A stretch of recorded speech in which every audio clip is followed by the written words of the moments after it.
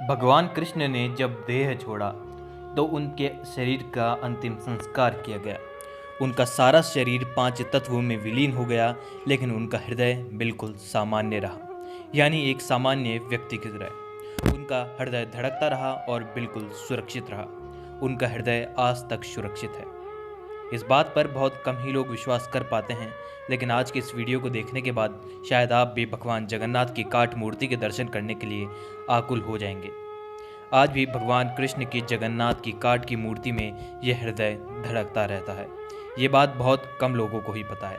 महाप्रभु के महारहस्य सोने की झाड़ू से आज भी यहाँ पर होती है सफाई। भगवान जगन्नाथ यानी श्री कृष्ण को कलयुग का भगवान भी कहा जाता है।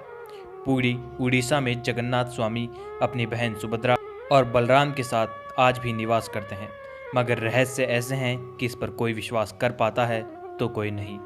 हर 12 साल में महाप्रभु की मूर्ति को बदला जाता है। यह अक्सर असामान्य सा प्रतीत होता है कि किसी मूर्ति को हर 12 साल में बदल दिया जाए। उस समय पर पूरे शहर में ब्लैकआउट किया जाता है, यानी पूरे शहर में अंधेरा किया जाता है, बिजली को काट दिया जाता है। पूरे शहर में लाइट कट जाने के बाद पूरे मंदिर को सीआरपीएफ के जवानों द्वारा घेर लिया जाता है। समय बिल्कुल असामान्य सा प्रतीत होता है। उस समय मंदिर के अंदर किसी को जाने की इजाज़त नहीं होती है। मंदिर के अंदर भी घना अंधेरा रहता है। पुजारी की आंखों पर पट्टी बंधी होती है। पुजारी के हाथ में दस्ताने होते हैं। वो पुरानी मूर्ति को बदलने की प्रक्रिया प्रारंभ करते हैं। ब्रह्म पदार्थ यानी उनके हृदय को मूर्ति से निकाला जाता है और दूसरी मूर्ति के अंदर डाल दिया जाता है। हजारों सालों से ये प्रक्रिया लगातार चलती आई है और हृदय का ट्रांसफर लगातार किया गया है।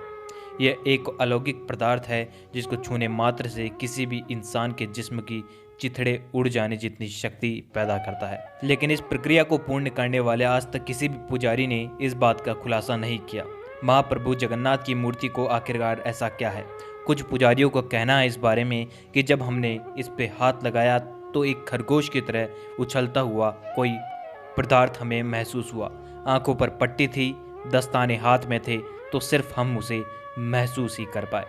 आज भी हर साल जगन्नाथ यात्रा के उपलक्ष्य में सोने की झाड़ू से पुरी के राजा खुद झाड़ू लगाने के लिए आते हैं। भगवान जगन्नाथ मंदिर सिंह द्वार का पहला कदम अंदर रखते ही समुद्र की लहरों की आवाज़ अंदर तक सुनाई देती है। जबकि आश्चर्य में डाल देने वाली बात है कि जैसे ही आप मंदिर के एक कदम बाहर रखेंगे तो समुद्र की आवाज़ सुनाई नहीं देती है और चारों ओर सिर्फ सन्नाटा होता है। झंडा हमेशा हवा की उल्टी दिशा में लहराता है। इन बातों को मानने के लिए वाकई में जगन्नाथ भगवान के दर्शन करने को मन आकुल हो जाता है। दिन में किसी भी समय भगवान जगन्नाथ के मुख्य शिखर की परछाई नहीं बनती।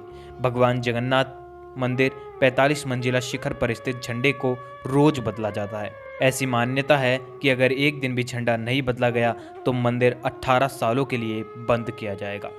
इसी तरह भगवान जगन्नाथ के शिखर पर एक सुदर्शन चक्र भी है, जिसे किसी तरफ से भी देखा जाए तो उसका मुंह आपकी तरफ ही होता है। यानी आप किसी भी दिशा में खड़े हो, लेकिन सुदर्शन चक्र की दिशा आपकी और ही होगी। भगवान जगन्नाथ मंदिर की रसोई में प्रसाद पकाने के लिए मिट्टी के 7 बर्तन एक दूसरे के ऊपर रखे जाते हैं।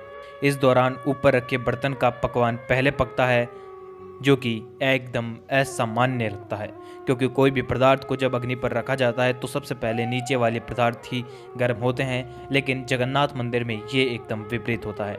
भगवान जगन्नाथ मंदिर में हर दिन बनने वाला प्रसाद भक्तों के लिए कभी कम नहीं पड़ता, चाहे उसकी मात्रा बनाने में कितनी भी क्यों ना हो।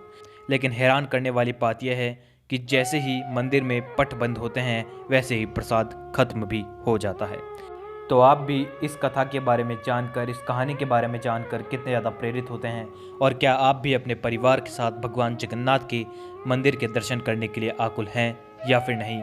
कमेंट बॉक्स में ज़रूर बताइए, और डिस्क्रिप्शन में दिए गए इंस्टाग्राम वाले लिंक पर भी जाकर आप अपने विचार शेयर कर सकते हैं।